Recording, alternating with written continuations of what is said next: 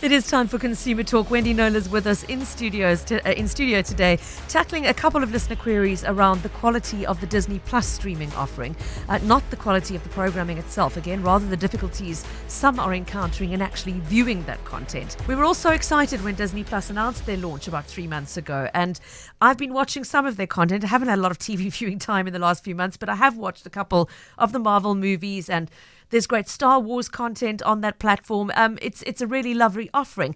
It's not the content that's in the spotlight this week, though. No, it's not. It's as you say, it's the quality of the app. So many people who have complained about it, and look, we well know people don't sort of complain to me and go on social media in general to rave.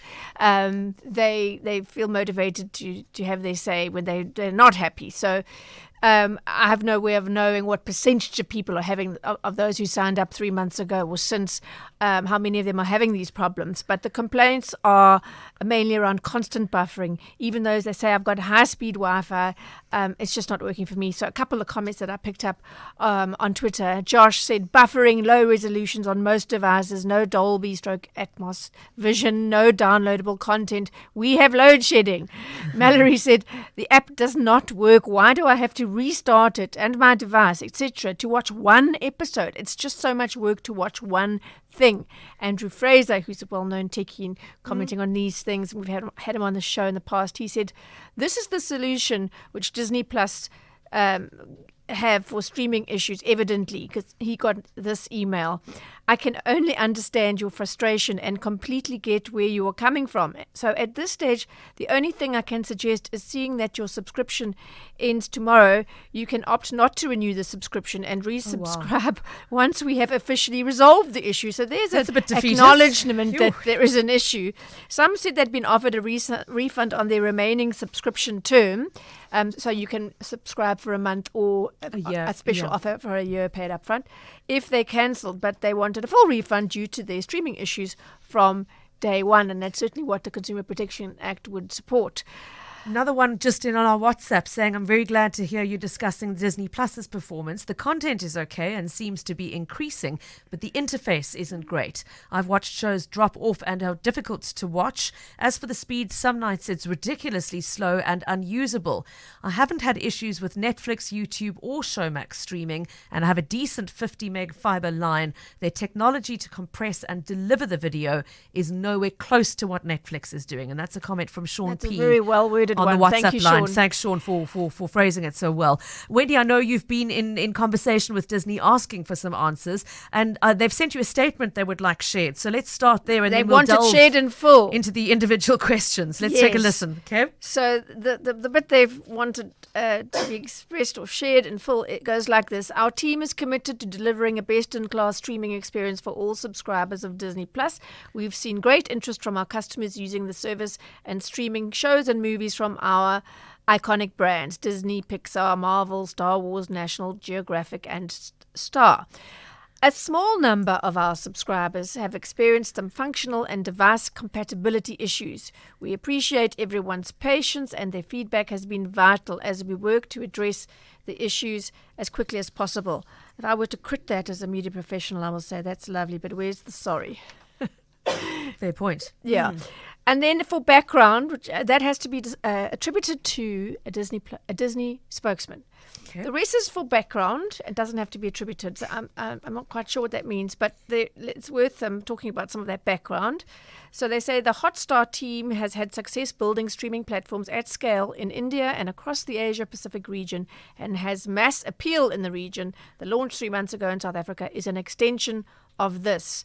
We are always working with our partners to make Disney Plus available on as many devices and platforms as possible, and will continue to do so. And here's a hint at what's going wrong. Okay. South Africa has a wide range of devices in the market, including many older devices and different versions of streaming or casting products that are unsupported. So it's all our fault. Wendy, so just off the cuff, my response is, I'm thinking back to another launch several months before this, when BritBox went live. Same thing. We had a string of listeners saying, I can't access it. My device that I thought was going to work isn't working, etc. The difference in the response, though, is that BritBox bent over backwards to try and get those listeners sorted out and advise them on where they were going wrong with their device, advise them on a fix to breach in some cases, or bridge the gap between whatever it was that they had, and acknowledge the fact that in many cases it was a device issue, and that maybe they hadn't been as clear in expressing what sort of device would be needed to support their platform. Yes. And they have fixed that. Disclosure. Well, okay. I'm sure they're going to... I hope Disney's going to get to the same fair point. comment. Yeah. Yes, because now there's a precedent for this sort of thing. Yeah. I was one of those that got BritBox right in the beginning and didn't have any problems. So clearly it is dependent on how you are accessing it's how the old your service. television is. It's, a lot of people who were trying to get it on older devices we're finding that they weren't compatible. But as you say, fair enough, but that should be stated up front so that people know what they're signing. Yeah, exactly know that they can actually what use the limitations could possibly be. Okay, so you have been engaging with them. Did they directly address the issue of why when you say so many people, as you say, we don't know what percentage of people it is who are experiencing this, but anecdotally, it's a good few, Wendy. I think so. What did they say about it? It just said, they're calling it a small number. Their feedback has been helpful in helping to resolve the issues raised, and we appreciate everyone's patience as we work to resolve all issues raised as quickly as possible. For example, says Disney, we've been working to resolve functionality and compatibility issues with Android devices. We've seen a significant reduction in playback failure rates on these devices over the past month. Incidentally, the comments that I quoted little earlier were all this week, so I wasn't accessing old comments. Okay. So these are people that are still experiencing problems. Disney says we continue to roll out updates to the Disney Plus app and increase our device footprint with many more exciting announcements to come. Okay, before we take a look at their response to Andrew's comment about the don't renew your subscription response, we've got a couple of more listener responses coming in on the WhatsApp and the voice note. A WhatsApp from Anna Marie saying, I'm also experiencing buffering issues and I've got a really decent fiber connection. I watch Netflix all the time. The user interface is terrible. To view the details of the show or to add or remove from my watch list is just so annoying. Anonymous saying the Disney app doesn't let you turn off continuous streaming. So if you fall asleep, it'll just stream for hours. The only way to prevent it is with airplane mode and a download. And then there's a voice note as well. Let's take a listen. Hi, Pippa. On Disney Plus, I just wanted to say that I started watching a series and I was about 2 episodes in. It was The Keeper of the Ashes. And then there just weren't other episodes and I needed to email them and say, where are the other episodes? And they said, we didn't realize the episodes weren't there. We'll get on it. So it's just bizarre that a consumer has to tell the platform that they're missing half of an entire series. It is indeed, but thanks for taking the time to tell them on behalf of everybody else who's trying to watch the series. I know this is coming off a low base, but at least she was able to actually engage with somebody there and actually point it out, because how much time on this show did we spend saying, you just couldn't get hold of anybody. Yeah. I'm glad to hear that you did get some feedback. Keep those voice notes coming to 0725671567. There's another one to listen to. Hi, this is Simon from Durbanville. I've been with Disney Plus since they've started in SA and even before via VPN. The app for South Africa seems to be very, very tricky. I've recently discovered that if you have your earphones in your iPad and you're watching, it will not play the content.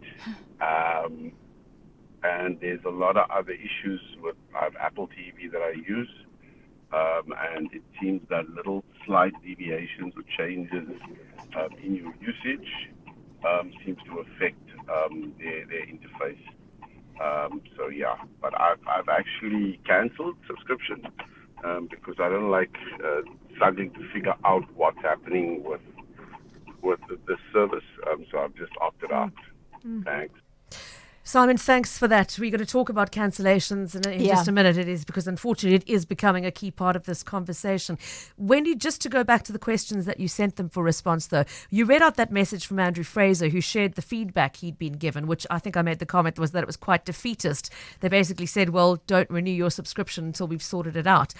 Did you engage with them I on did. That was one of the questions I said, is that... Really, the response? Is that really this response?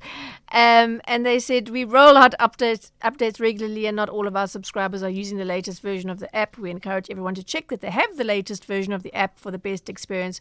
For example, the download functionality has been rolled out, and it is available for subscribers for on-the-go or offline viewing, and they've given a call center number, which I'm sure those subscribers have. Or just visit help.disneyplus.com, giving your device type, model number, etc., to help them address the problem. It does occur to me, though, I mean, this is a nice sounding willingness to engage and work through the issues, on a case-by-case basis, but we're at 3 months down the line. You kind of think after 3 months, it's a fairly long time, that there shouldn't be this level of complaints. And people still in the dark about what's going on, or getting to the point where it's certainly not in their best interest for people to give up and want to cancel. Yeah. What's really interesting to me is the number of messages we're getting saying it's not related to old devices. So firstly, Daniel's saying, I'm having these issues on a brand new Samsung TV. I agree with everything Sean has just said. Nikki saying, I've got a new MacBook Air. It too is buffering on Disney. And then Atian in Kirstenoff making a very good point. If Disney Plus does not have backwards compatibility on older devices, as she put it, why make the app available? Which is a fair point. If it cannot be supported by an older device, that should be disclosed to customers before they sign up, as we Everything said. in the CPA is about disclosure so that people can make an informed choice. You can't be finding out afterwards. And certainly, as I was saying, in month 3 or 4, they've had ample time to now make those disclosures for people who are wanting to sign up now. It was such a shame, because there doesn't seem to be any dispute about the quality of the content. Nobody's saying I signed up and I couldn't find anything to watch, so I've cancelled. It's rubbish, or the stuff you hear from time to time. And this is about the way you access it. So let's get to what's going on with cancellations and refunds. Some of those customers are telling us that they have been offered refunds to make up for their disappointing experience. Is that being applied universally? I asked them about that, and I also said some had complained about being given a pro rata refund, and when they felt that this was a problem that was existing from day one, and that they didn't get what they weren't able to get what they were paying for, and so I put it to them, why wouldn't you be prepared to issue full refunds in the case of those people who asked for them, cancelled? The answer is, regarding refunds, we handle each user escalation on a case-by-case basis within our refund policy of the subscriber agreement. There are 2 options for subscribers regarding payment: monthly at 119 Rand a month, and annually 1,119 Rand, so 10 times more for the year. A special pre-registration price point that was offered at launch. Effectively, you get 2 months free, I guess. Yeah. All new subscribers who have purchased their subscriptions from Disney Plus directly have a 7-day for monthly and 2-week cooling off period in which they can choose to cancel the subscription with a refund. Okay, that is something. For all issues raised after the cooling off periods, we work to first assist them with troubleshooting to rectify the issue.